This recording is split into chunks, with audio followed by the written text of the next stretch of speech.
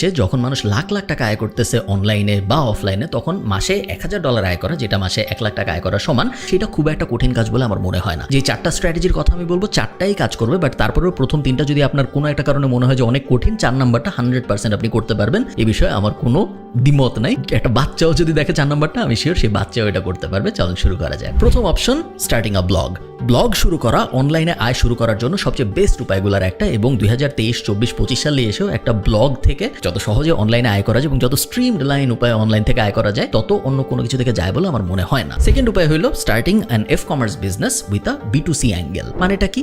আমার এই ইউটিউব চ্যানেলে যদি আপনি একটু পিছনে ঘাটেন, আপনি দেখবেন আমার একটা ভিডিও ছিল যেখানে আমি 7 দিনে 50,000 টাকার একটা ব্যবসা একদম লাইভ দাঁড় করায় আপনাদের দেখাইছিলাম। কিছুই করি নেই, একটা সিম্পল আইডিয়া খুঁজে বের করছি, যেটা একটা ইউনিক ব্যাপার ছিল, যেটায় B2C মার্কেটিং করা সহজ। আপনার ওরকম একটা সিম্পল আইডিয়া খুঁজে বের করতে হবে যেটার উপরে B2C, বিজনেস টু কাস্টমারে মার্কেটিং করা যায়, এবং এই মার্কেটিংটা আপনি করবেন ফেসবুক অ্যাড দিয়ে। এমন একটা প্রোডাক্ট বা সার্ভিস আমাদের খুঁজে বের করতে হবে, আইডিয়ালি প্রোডাক্ট যেইটা খুব সহজে ফেসবুক অ্যাড দিয়ে মার্কেটিং করা যায়, এবং তারপর ওই দুইটা যখন আমি পাশাপাশি বসাবো, খুব সহজেই আমার ধারণা 1 থেকে 2 মাসের মধ্যে আপনি 1 লাখ টাকায় চলে যেতে পারবেন রেভিনিউতে, প্রফিটে না, এবং তারপরে আরো 2-3-4 মাস সময় লাগবে প্রফিটেবিলিটি পর্যন্ত যেতে। থার্ড, একটু কমপ্লিকেটেড, এই টপিকটার নাম হলো starting a business with an influencer in the B2B or B2C arena, ideally B2B। মানেটা কি?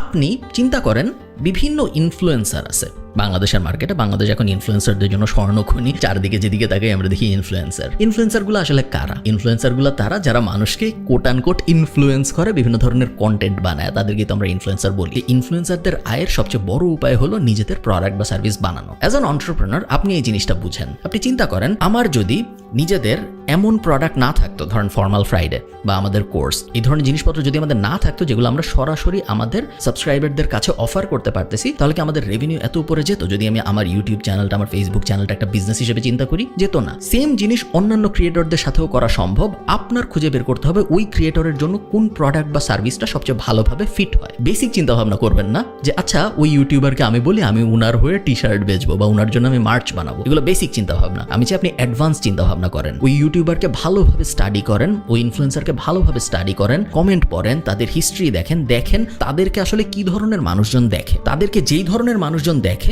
সেই ধরনের মানুষের প্রবলেমগুলা কি জীবনে, ওই প্রবলেমগুলোর মধ্যে কোন কোন সলিউশন নিয়ে এই ইনফ্লুয়েন্সার কথা বলতে পারে, এবং সেই সলিউশনগুলোর মধ্যে কোনটাকে নিয়ে একটা প্রোডাক্ট বা একটা সার্ভিস বানানো যায়। লাস্ট যেটা আমি বলছিলাম সবচেয়ে ইজি, যেটার জন্য আপনার কিছুই করতে হবে না, সেটা হলো content repurposing and then setting an offer. একদম সহজ এক্সাম্পল বলি, একটা ক্যাটাগরি সিলেক্ট করেন যাদের সবার সাথে আপনি এই জিনিসটা করবেন। ক্যাটাগরি হইতে পারে ফুড কন্টেন্ট ক্রিয়েটর, ক্যাটাগরি হইতে পারে এডুটেইনমেন্ট ইনফরমেটিভ কন্টেন্ট ক্রিয়েটর আমার মতো মানুষজন, ক্যাটাগরি হইতে পারে যে কোনো ধরনের কন্টেন্ট ক্রিয়েটর। ওই কন্টেন্ট ক্রিয়েটরদের ভিডিও আপনি নেন, রিপারপাস করা শুরু করেন। ভিডিওটা আমি মূল ভিডিওটা নিব, ওটা কাটবো, কেটে ছেটে ওটাও আপলোড করব, এবং তারপরে রিল বানাবো, শর্টস বানাবো, ওগুলোও আমি আপলোড করব। তাহলে কি হইলো? আপনি জিনিসটা একটু ব্রডলি চিন্তা করেন দূরের থেকে। মানুষজন আপনার পেজটা বা আপনার ইউটিউব চ্যানেলটা কেন দেখতেছে? কারণ তারা এখন আর স্পেসিফিক একজনের উপরে আগ্রহী না, তারা একটা ক্যাটাগরির উপর আগ্রহী। আপনি যখন শুধু, আমার এক্সাম্পল দিয়ে আমি বলি, আপনি যখন শুধু আমার ভিডিও ডাউনলোড করে আপলোড করতেছিলেন, তখন আপনি যারা ওই ভিডিও দেখতেছে, আপনার পেজ যারা ফলো করতেছে, এখন তাদের কাছে কি বেচতে পারেন? আমার নিউজ লেটারের অ্যাফিলিয়েট হইতে পারেন, আমার কোর্সের অ্যাফিলিয়েট হইতে পারেন, আমি যদি নতুন কোনো প্রোডাক্ট বা সার্ভিস লঞ্চ করি ওগুলোর অ্যাফিলিয়েট হিসেবে ইনকাম করতে পারেন, একটা উপায়। আরেকটা উপায় হলো আপনি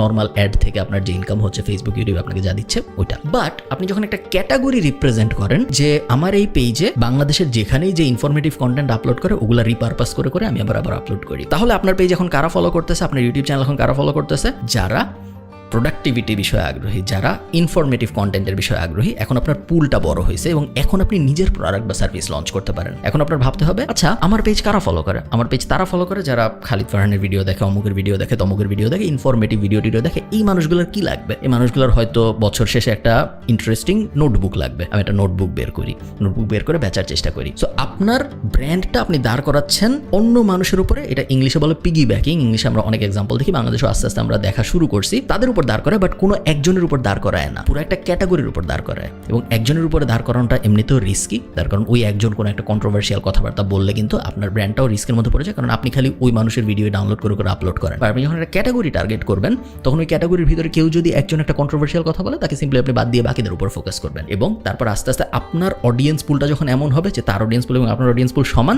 তখন আপনার শুধুমাত্র তার প্রোডাক্ট বা সার্ভিসই বেচতে হবে না, আপনি তখন নিজের প্রোডাক্ট বা সার্ভিস পুশ করতে পারবেন। শুনতে একটু কমপ্লিকেটেড মনে হচ্ছে, বাট অনেক বাংলাদেশি এক্সাম্পল আমি দেখছি যারা আমাদের পডকাস্ট নিয়ে এটা করে বেশ সফল হচ্ছে। তারা কিছুই করে না, জাস্ট আমাদের ভিডিও কেটে কেটে আপলোড করে এবং মাসে তাদের ইনকাম হয় 15,000, 20,000, 25,000, 30,000। আমার ধারণা এটা আরো বড় স্কেলে করা সম্ভব। আমি যে স্ট্র্যাটেজিগুলোর কথা বললাম এগুলো প্রত্যেকটার কিন্তু প্রপার বিজনেস স্ট্রাকচার আছে। কোনোটাই এমন না যে আমি 10 টাকার বিটকয়েন কিনলাম এবং তারপর তারপরে আমি আল্লাহর কাছে দোয়া করবো যে 10 টাকার বিটকয়েন যেন 1 লাখ টাকা হয়ে যায়। ওইটা কিন্তু বিজনেস না, ওইটা হইলো রিস্ক এবং না বোঝা একটা রিস্ক। আমি জানি না, আমি ইনফ্লুয়েন্সও করতে পারবো না, হবে নাকি হবে না। ট্রেডিং, ফরেক্স ট্রেডিং, এই ক্রিপ্টো ইনভেস্টিং, ওই টাইপ জিনিসগুলা খুবই রিস্কি জিনিস এবং ওগুলা করে আপনি খুব স্ট্রাকচারালি প্রপার বিজনেস মেন্টালিটির হিসাবে কোনো একটা এস্টাবলিশড এন্টিটি দাঁড় করাইতে পারবেন না। এবং এই কারণে আমি ওগুলো সাজেস্ট করি নাই। আমি যা যা সাজেস্ট করেছি এগুলা একটু কষ্ট হবে, এই জন্য আমি বলছি 12 মাস সময় লাগবে। বাট আপনি যদি কষ্টটা করতে পারেন 12 মাস পরে আপনি দেখবেন আপনার কাছে শুধুমাত্র 10,000 টাকা 1 লাখ টাকাই হয়ে যায়নি, একটা প্রপার বিজনেসও দাঁড়ায় গেছে।